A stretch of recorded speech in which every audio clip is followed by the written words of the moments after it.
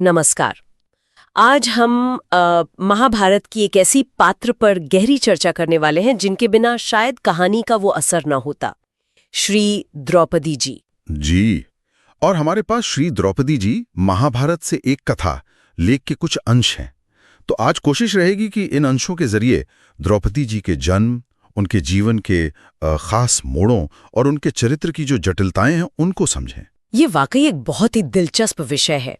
मतलब कि आप जानते हैं कि द्रौपदी का जन्म यज्ञ की अग्नि से हुआ था। हाँ, ये अद्भुत है। और कहते हैं उनके शरीर से नील कमल की खुशबू आती थी मीलों तक। तो चलिए स्रोत के साथ उनके इस असाधारण जीवन को और करीब से देखते हैं। शुरुआत जन्म से ही करते हैं। बिल्कुल। स्रोत बताता है कि कहानी शुरू होती है राजा द्रुपद के अपमान से। गुरु द्रोणाचार्य की गुरु दक्षिणा के लिए जब अर्जुन ने उन्हें हराया था। हाँ, हराया था। हालांकि द्रोण ने आधा राज्य लौटाकर दोस्ती की बात की, पर द्रुपद के मन में वो अपमान वो रह गया था। वो चाहते थे कि एक ऐसा बेटा हो जो द्रोण का वध करे। अच्छा, तो इसी इच्छा के लिए उन्होंने फिर वो यज्ञ करवाया, याज और उपयाज ऋषियों की मदद से। जी हाँ। और उसी यज्ञ की पूर्णाहुति पर अग्निकुंड से पहले एक तेजस्वी कुमार निकले, धृष्टद्युम्न, जो बाद में पांडव सेनापति बने। और उनके ठीक बाद उसी अग्नि से एक बेहद सुंदर कन्या का जन्म हुआ। स्रोत कहते हैं कि उनका रंग सांवला था तो नाम कृष्णा पड़ा, पर द्रुपद की बेटी होने से द्रौपदी कहलाईं। सुंदरता तो थी ही, साथ में वो नील कमल वाली सुगंध। और एक बात और, स्रोत में ये भी लिखा है कि उनमें महाकाली का अंश था। क्षत्रियों के संहार के लिए उनका जन्म हुआ था। ये बात उनके चरित्र को एक अलग ही गहराई देती है ना? बिल्कुल। ये उनके जीवन के संघर्षों और उनकी भूमिका को जैसे एक दैवीय उद्देश्य से जोड़ देता है। और द्रुपद की महारानी के कहने पर इन दोनों बच्चों ने जो अग्नि से जन्मे थे उन्हें ही अपनी मां माना। जन्म के बाद फिर आता है स्वयंवर का प्रसंग। पांडव उस समय ब्राह्मण वेश में थे, एक चक्र नगरी में। वहीं उन्हें द्रौपदी के स्वयंवर का पता चला। व्यास जी ने कहा तो वो पांचाल गए। और स्वयंवर की शर्त, वो तो कमाल की कठिन थी। बहुत कठिन। स्रोत बताता है कि ऊपर एक मशीन घूम रही थी, उसमें मछली लगी थी, नीचे तेल का कड़ा था। उसमें देखकर, परछाई देखकर? हाँ, परछाई देखकर मछली की आंख में 5 तीर मारने थे। बड़े बड़े राजा आए, कर्ण भी, पर ज्यादातर तो धनुष उठा ही नहीं पाए। कर्ण ने उठा लिया था, लेकिन द्रौपदी ने मना कर दिया। उन्होंने कहा, मैं सूत पुत्र का वर्ण नहीं करूंगी। जी। कर्ण के लिए ये बहुत बड़ा अपमान था। वो पीछे हट गए। यहां द्रौपदी का वो दृढ़ स्वभाव दिखता है, अपनी बात रखने का साहस। सही कहा। उस समय के हिसाब से ये बड़ी बात थी। फिर ब्राह्मण वेश में अर्जुन उठे और उन्होंने आसानी से निशाना लगा दिया। द्रौपदी ने वरमाला पहना दी। लेकिन तब हंगामा हो गया। हाँ, राजाओं ने सोचा कि ये ब्राह्मण को क्षत्रिय कन्या कैसे दे दी। लड़ाई छिड़ गई। भीम और अर्जुन ने संभाला। भीम ने तो शल्य को भी हरा दिया। और कृष्ण भी वहीं थे। जी, श्री कृष्ण भी थे। उन्होंने पांडवों को पहचान लिया और राजाओं को समझाया, शांत किया। स्वयंवर के बाद जो हुआ वो तो और भी, मतलब कहानी का रुख ही बदल गया। जब पांडव द्रौपदी को लेकर कुटिया पहुंचे, अर्जुन ने बाहर से ही आवाज लगाई, माँ, हम एक अद्भुत भिक्षा लाए हैं। और माँ कुंती ने बिना देखे कह दिया, 5 भाई बांट लो। हाँ। बाद में जब उन्होंने द्रौपदी को देखा तो बहुत पछताई। धर्म संकट खड़ा हो गया। बिल्कुल। युधिष्ठिर ने अर्जुन से कहा कि तुम विवाह कर लो, पर अर्जुन तैयार नहीं थे। बड़े भाई के रहते कैसे करते? और युधिष्ठिर ने यह भी देखा कि द्रौपदी के रूप पर सभी भाई मोहित थे। तो एक तरफ मां का वचन, दूसरी तरफ भाइयों में फूट का डर। बड़ा मुश्किल समय था। हाँ, तो हल यही निकला कि द्रौपदी 5 पांडवों की पत्नी बनेंगी। द्रुपद तो बिल्कुल राजी नहीं थे इसके लिए। नहीं थे, पर कहते हैं भगवान व्यास ने उन्हें समझाया। द्रौपदी के पिछले जन्म की कहानी बताई और समझाया कि ये विवाह क्यों जरूरी है। तब जाकर वो माने। ये घटना द्रौपदी के जीवन की शायद सबसे ज्यादा चर्चित और विवादास्पद घटना है। हाँ, बिल्कुल। इसके बाद पांडवों को आधा राज्य मिला, इंद्रप्रस्थ राजधानी बनी, सब ठीक चल रहा था। पर देवर्षि नारद आ गए। उन्होंने सुंदुपसुंद की कहानी सुनाई कि कैसे एक स्त्री के लिए 2 भाई दुश्मन बन गए थे। उन्होंने चेताया। अच्छा, तो उस चेतावनी के बाद ही वो नियम बना। जी, कि हर भाई एक तय समय तक द्रौपदी के साथ रहेगा और अगर कोई एकांत भंग करेगा तो उसे 12 साल का वनवास।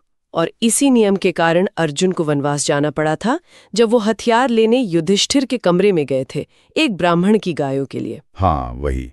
अब आते हैं उस घटना पर जिसने महाभारत युद्ध की नींव रखी, द्यूत क्रीड़ा। इंद्रप्रस्थ में राजसूय यज्ञ हुआ, मय सभा बनी। और दुर्योधन के साथ वो भ्रम वाली घटना हो गई, जमीन को पानी समझ लेना, पानी को जमीन। और उस पर भीम और द्रौपदी हंस पड़े। वो हंसी दुर्योधन को चुभ गए, बहुत गहरा अपमान महसूस हुआ उसे। बिल्कुल। और उसी अपमान का बदला लेने के लिए शकुनी के साथ मिलकर उसने युधिष्ठिर को जुआ खेलने बुलाया। युधिष्ठिर जानते थे कि ये छल हो सकता है, फिर भी गए। हाँ, गए। और शकुनी के कपटी पासों के सामने युधिष्ठिर सब हारते गए, राज्य, धन, भाई, खुद को। और आखिर में द्रौपदी को भी दांव पर लगा दिया। उफ, वो क्षण, वो महाभारत कथा का शायद सबसे काला अध्याय है। और उसके बाद जो हुआ वो तो अन्याय की पराकाष्ठा थी। दुर्योधन ने आदेश दिया कि द्रौपदी को दासी बनाकर सभा में लाओ। दुशासन उन्हें बालों से पकड़कर घसीटता हुआ लाया, वो भी तब जब वो रजस्वला थीं। ये सिर्फ एक स्त्री का अपमान नहीं था, ये पूरी मर्यादा का, धर्म का अपमान था। लेकिन उस भरी सभा में भी द्रौपदी ने हिम्मत नहीं हारी।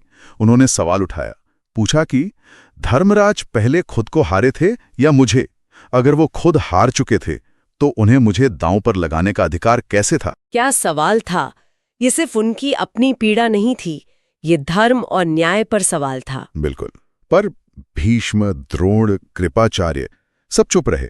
कर्ण ने भी अपमानजनक बातें कहीं। और फिर दुर्योधन ने तो हद ही कर दी, दुशासन को चीरहरण का आदेश दे दिया। ऐसे में जब कोई रास्ता नहीं दिखा तो द्रौपदी ने श्री कृष्ण को पुकारा, पूरी तरह असहाय होकर। और कृष्ण ने लाज बजाई। जी, स्रोत कहता है कि कृष्ण की कृपा से साड़ी बढ़ती ही गई, वस्त्रों का ढेर लग गया, पर द्रौपदी का अपमान नहीं हो सका।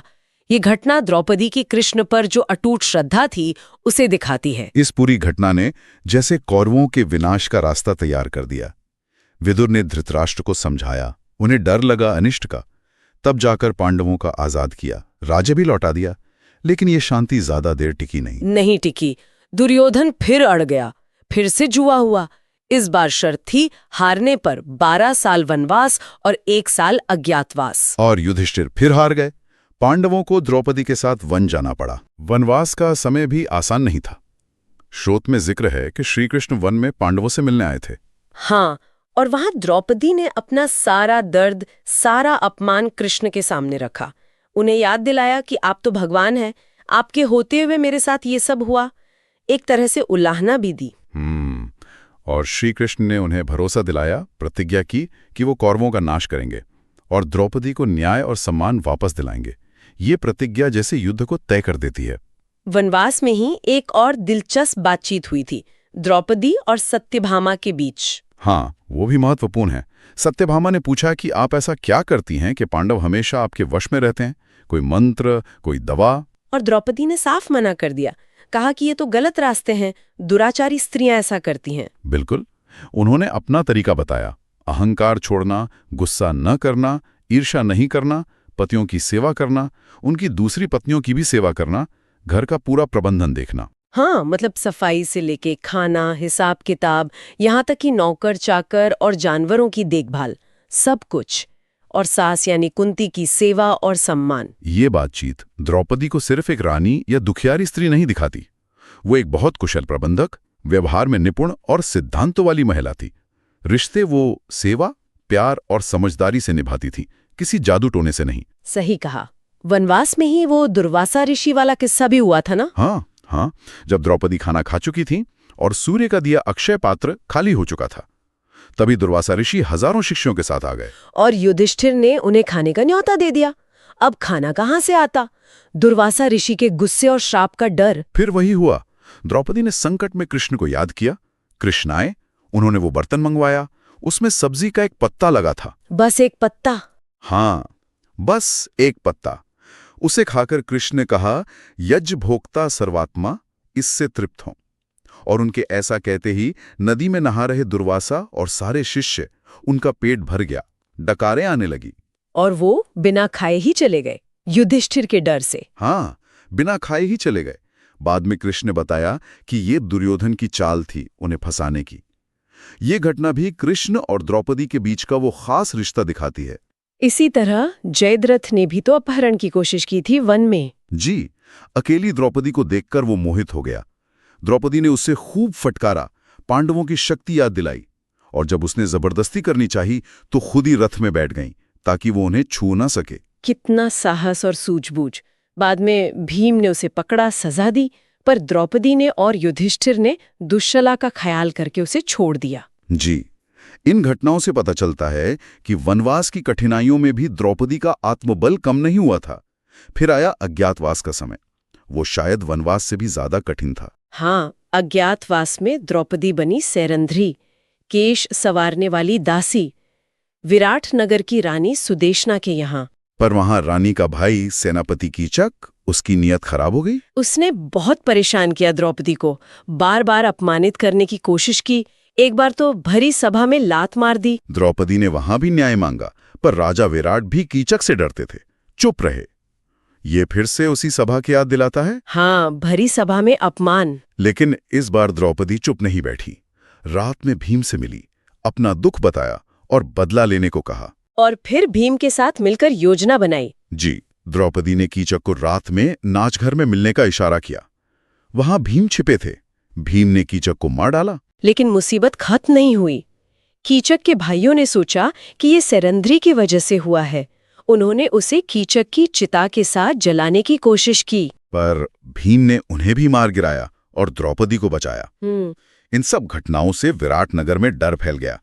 रानी सुदेशना ने भी सैरंध्री को जाने को कहा, पर अज्ञातवास खत्म होने में बस कुछ ही दिन बचे थे। हाँ, 13 दिन द्रौपदी ने मांगे और फिर अज्ञातवास पूरा हुआ, पांडव प्रकट हो गए। अज्ञातवास खत्म होने के बाद युद्ध तो लगभग तय ही था।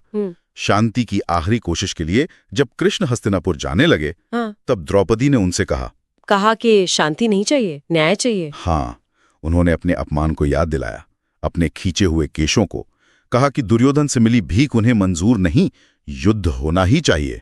ये उनका संकल्प दिखाता है। युद्ध के समय भीष्म पितामह ने जब पांडवों को मारने की प्रतिज्ञा ले ली, तब तो पांडवों के खेमे में घबराहट फैल गई होगी। बहुत ज्यादा।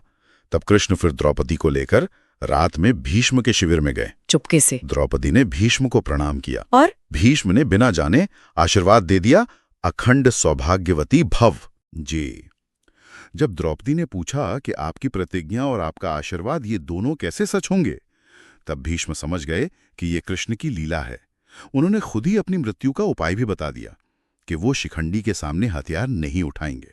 युद्ध खत्म हुआ, पांडव जीत गए, पर द्रौपदी के दुख का अंत अभी नहीं हुआ था। अश्वत्थामा ने रात में सोए हुए द्रौपदी के 5 बेटों उपपांडवों की हत्या कर दी, बहुत निर्ममता से।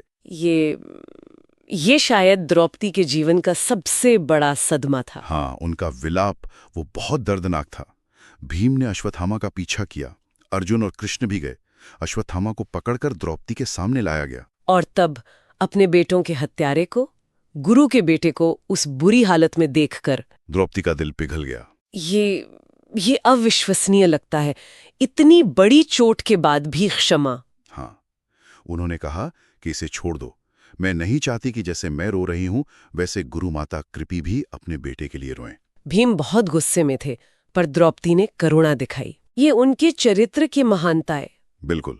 श्री कृष्ण की सलाह पर अश्वत्थामा के माथे की मणि निकालकर उसे अपमानित करके छोड़ा गया, पर जान बख्शी तो द्रौपदी की वजह से ही हुई। युद्ध के बाद भी जब युधिष्ठिर इतने दुखी थे कि राजपाट छोड़कर वन जाना चाहते थे, तब भी द्रौपदी ने ही उन्हें समझाया, उन्हें उनका क्षत्रिय धर्म याद दिलाया, राजा के कर्तव्य बताएं। कहा कि दुष्टों को सजा देना, प्रजा का पालन करना, यज्ञ करना, ये आपका धर्म है।